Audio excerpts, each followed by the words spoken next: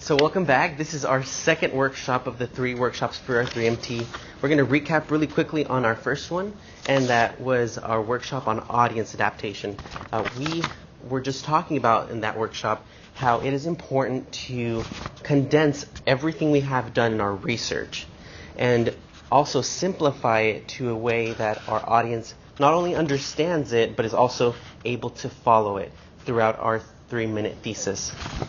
So today, now that we've kind of gotten a good grasp on what we're about to say, we're going to work on structure today.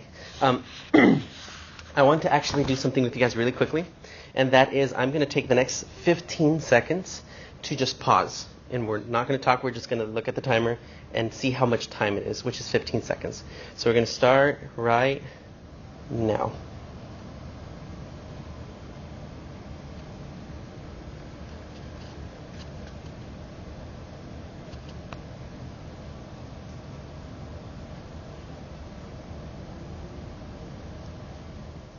All right, that was 15 seconds. That is literally the time you have to grasp someone's attention. In your 3-minute thesis, this is the time that your audience is going to listen.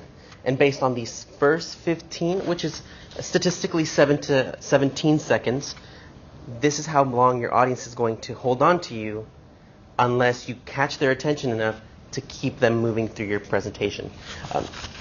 That also is a great way to do a presentational attention getter, which we'll talk about in a couple of minutes. But with all of that being said, we do need to have some kind of structure. That way, those first 15 seconds that you do hold on to them, they're able to keep following you along throughout your entire presentation. So these are some of the main things that we talk about in our what we call macrostructure, and that is structure within a presentation.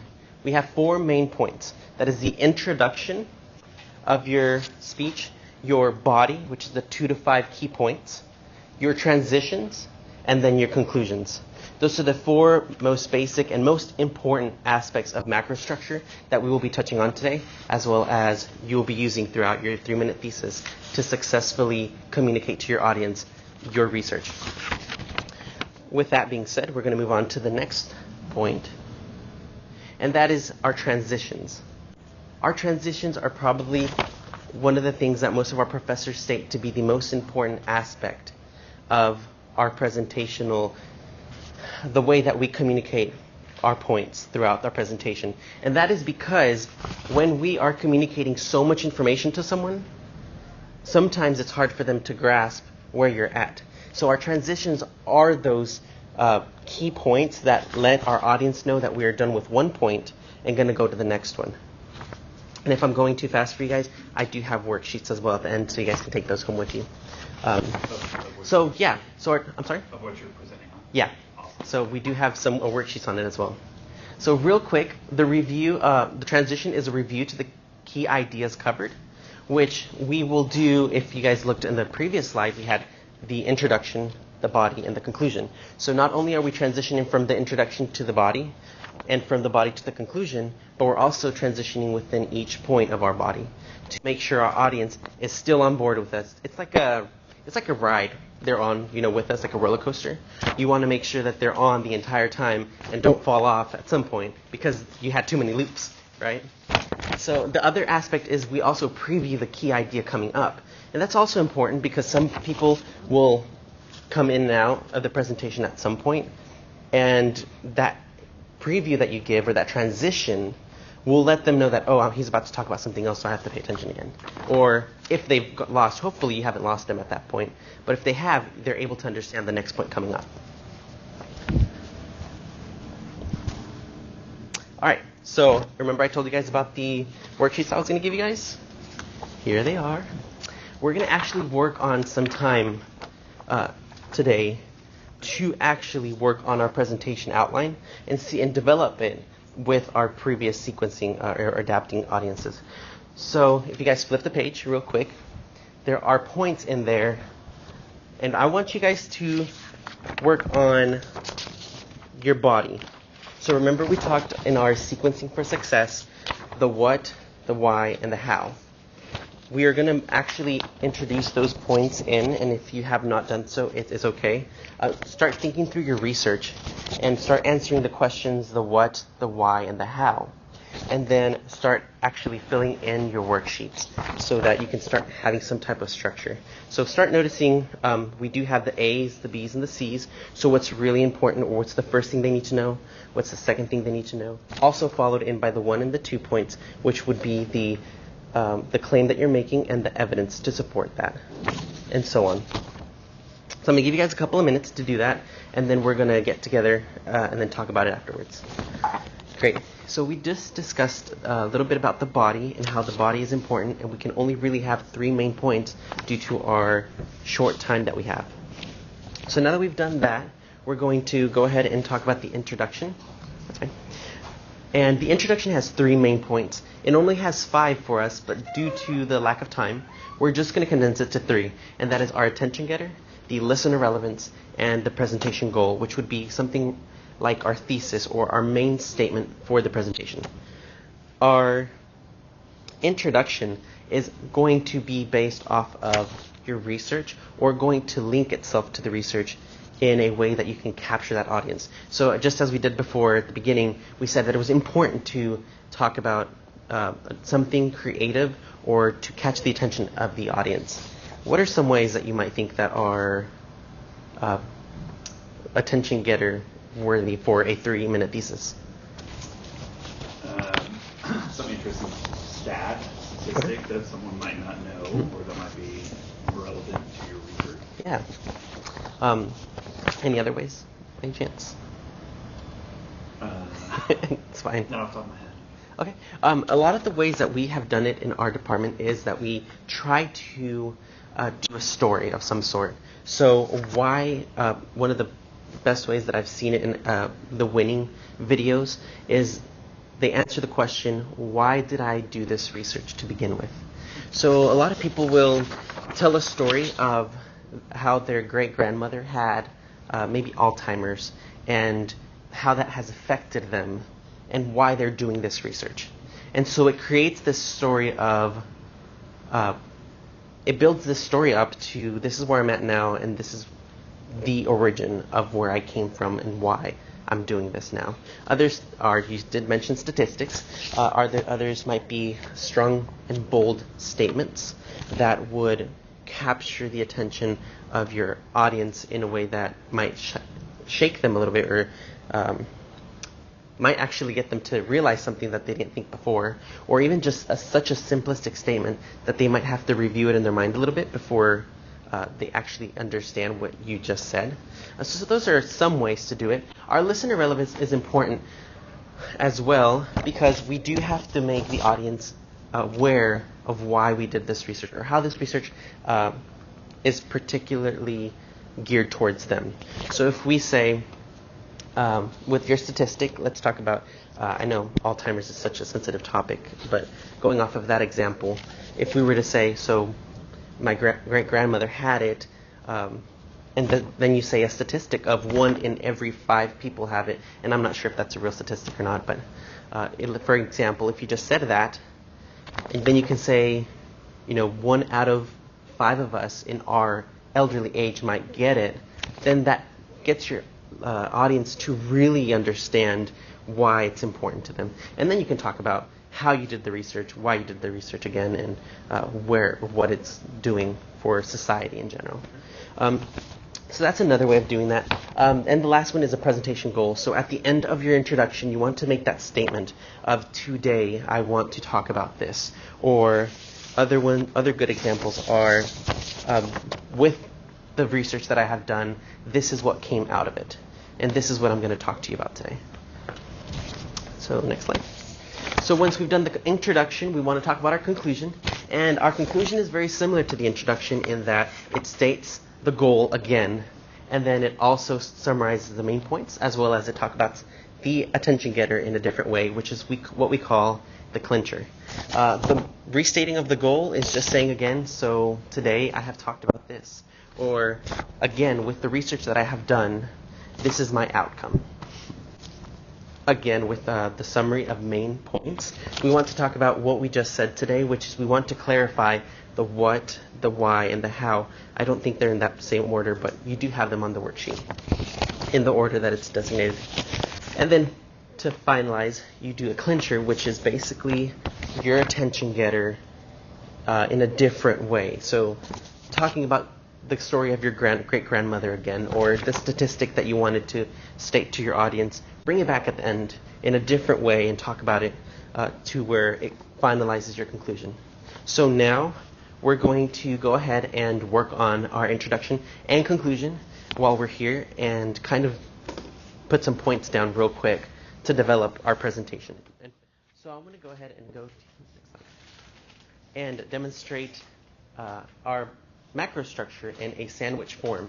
So we would have the bun, everything inside, like condiments and the meat, depending if you have like turkey or ham, and then another slice of bread.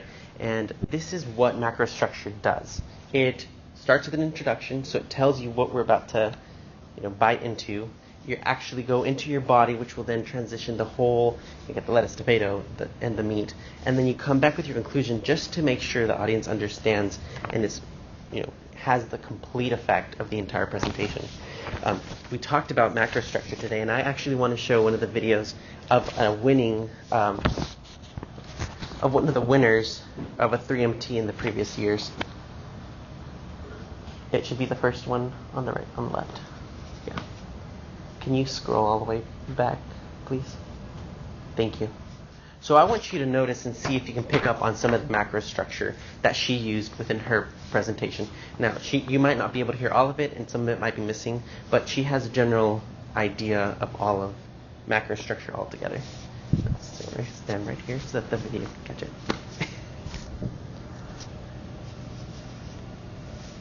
Doesn't work.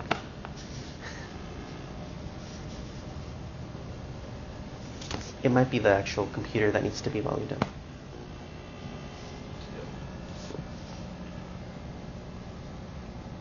Oh.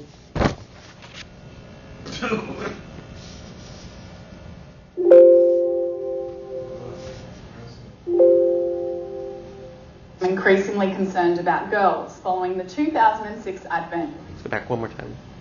Parents and teachers have become increasingly concerned about girls following the 2006 advent of Facebook. It's been blamed for a rise in bullying and a decline in social skills. My research, however, takes a slightly different approach and looks at three things: grade 8 girls, identity, and Facebook's most commonly used feature, status updates. It's based on a simple This is her age-old slide. premise. If The one all slide the you world's get. a stage, then surely Facebook is just another stage on which actors can perform. And what do all actors want? Desirable reactions from their audiences. This involves trying a number of different strategies on the sides. Should I present myself as kind, needy, self-sacrificial, talented, intimidating? So, dramaturgical metaphor in hand, I set about answering two questions. First, which of these strategies are grade 8 girls using in their status updates? And second, how and why are grade 8 girls using their status updates more broadly?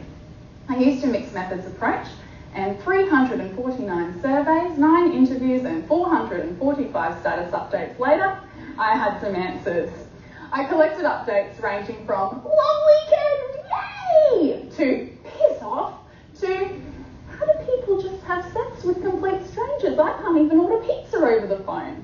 And I coded these status updates according to the strategies these girls were using to present themselves. While you would expect that bullying and attention seeking would rate highly, they didn't. Girls most commonly presented themselves as likeable by using flattery and compliments. And this is exactly what happens in offline settings. You see, girls need to maintain synergy between their online and offline identities. Why? Because everything you say on Facebook can be used against you in the court of social approval. When I asked the girls why they updated their own statuses, they said, just to let other people know what I'm doing if I'm bored.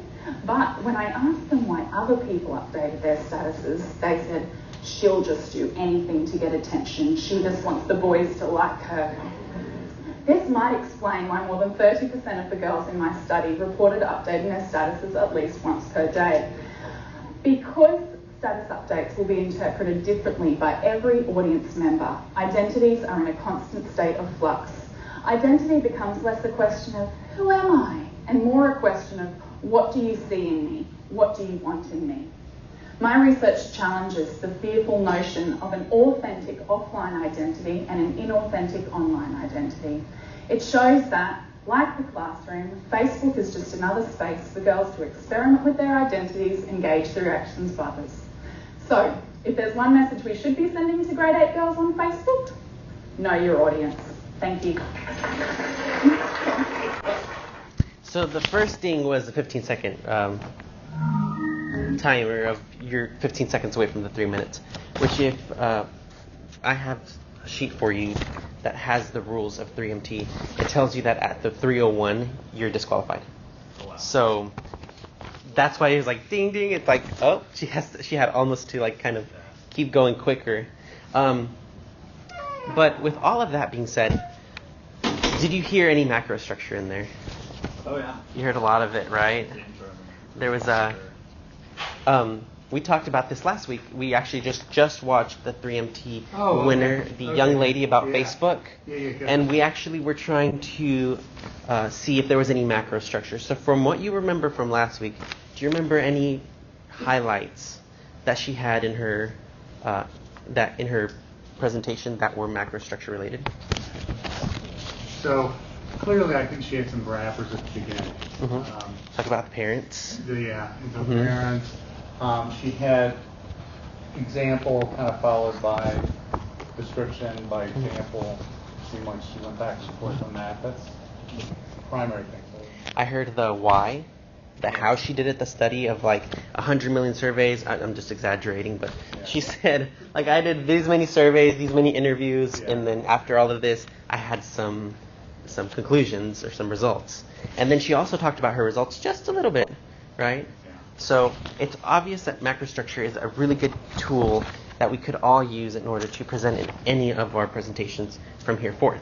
3MT would, we recommend for your 3MT to specifically use it in the format that we have given it to you in your papers, because it has been strategically placed to where you can either give one sentence and do two of them, so you can actually do an attention getter with your listener relevance, or you can do it based one by one and still be able to meet a 3-minute presentation. Do you have any questions so far? No? Okay, so today I'm going to go back all the way to week 1. Week 1, we talked a lot about how we should condense our research and we should start wording our research in a way that an audience member, even if you remember a kindergartner, could listen and be able to understand you, but not only follow you throughout the presentation. So we did that last week.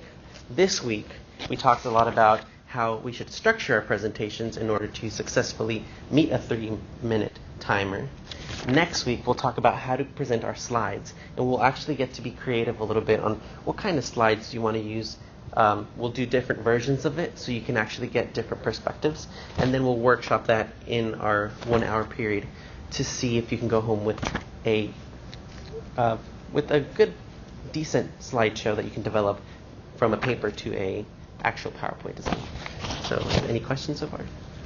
So the slides, is it supposed to be just one slide? Yes.